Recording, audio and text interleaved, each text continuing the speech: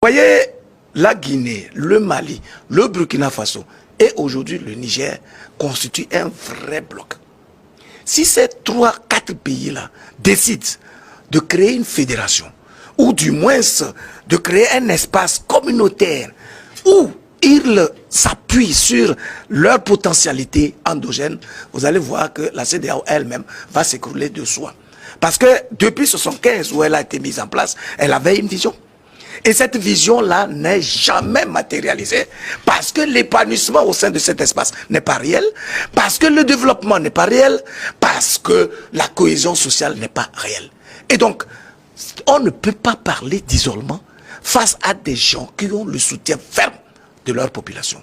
Et donc, je pense qu'ils ont aujourd'hui une force alternative qui est réelle, qui leur permettrait justement, à partir de leur union tout simplement, de leur action solidaire. Vous avez vu, lorsque le Mali a eu l'idée de notifier à Azali, qui n'est pas en mesure de l'accueillir le 9 août, le Burkina Faso a suivi. Pourquoi? Parce que c'est une cause commune. La faute qui est commise contre le Mali est la même contre le Burkina Faso.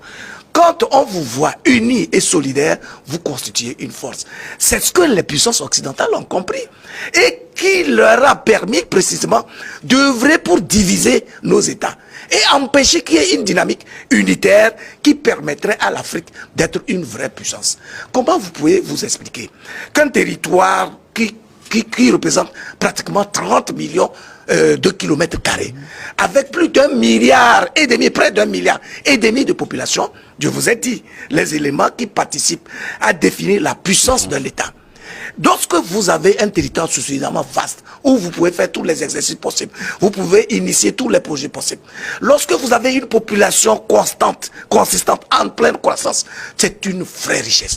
Lorsque vous avez une culture dont vous êtes conscient et que vous travaillez pour la promouvoir, vous devenez une puissance. Et donc, les puissances occidentales nous influencent grâce à quoi? À leur culture et au créneau de propagation de ces cultures-là.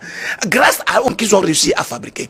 Mais tout le potentiel africain, s'il y avait ce qu'on appelle la dynamique unitaire, si l'Union africaine pouvait être une structure utile, on ne pourrait pas être dans la situation où nous sommes aujourd'hui. En réalité, l'Union africaine sert pratiquement à quoi? À tous ces États de notre continent, si elle n'est pas en mesure, lorsqu'un État est en face d'un problème majeur, comme celui du thème, si elle n'est pas en mesure de participer à résoudre le problème.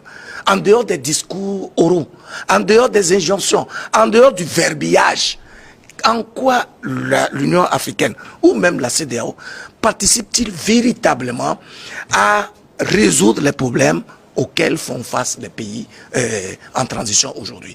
Vous voyez la situation du Niger aujourd'hui, où la CEDEAO se précipite pour prendre des mesures ou des sanctions illégales, illégitimes, sans aucun fondement, sans aucun principe juridique, simplement parce que quelque part, la France, se sentant véritablement menacée dans ce dernier pays qui répondait donc à ces injonctions, a couru nécessaire. D'abord de faire un conseil de défense là, pour envisager la possibilité d'intervenir militairement en vue donc de chasser les officiers putschistes, mais a aussi instruit maladroitement la CEDEAO, de sorte qu'elle prenne des sanctions qui vont étouffer le peuple malien, pas les dirigeants maliens, le peuple nigérien, et non pas les dirigeants nigériens.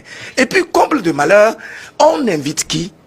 Kaka Déby, un putschiste, un monsieur qui peut être accusé de pute et qui vient participer à un sommet d'une communauté dont son pays n'est pas membre, et donc c'est lui qu'on missionne pour aller rendre compte aux autorités actuelles nigériennes de ce qui a été décidé par la CEDEAO. Mais quelle fierté nos dirigeants de cette communauté-là peuvent-ils avoir si pour autant, à travers l'action de la France, un pays comme le Tchad, dirigé par un putschiste, vient participer à un sommet réunissant les chefs d'État d'une communauté qui a plus de 40 ans, et que c'est lui qui va alors porter le message de cette communauté-là à un pays membre de la dite communauté. Vous voyez toute l'incongruité, toute l'incohérence, toute la superficialité et toute l'incompétence dont beaucoup de nos dirigeants sont en train de faire preuve aujourd'hui. Quelle est leur fierté? Je pose encore cette question. Si on doit avoir des intrus comme celui de Kaka Déby à un sommet qui est censé donc réunir des chefs d'État élus et légitimes. Vous voyez? Ouais. Donc c'est pour dire tout simplement que quand un dirigeant est conscient de sa mission, il ne va pas s'en tenir à toutes les gesticulations qui viennent de ces organisations-là, parce qu'en fait, elles sont inféodées et téléguidées par des puissances occidentales.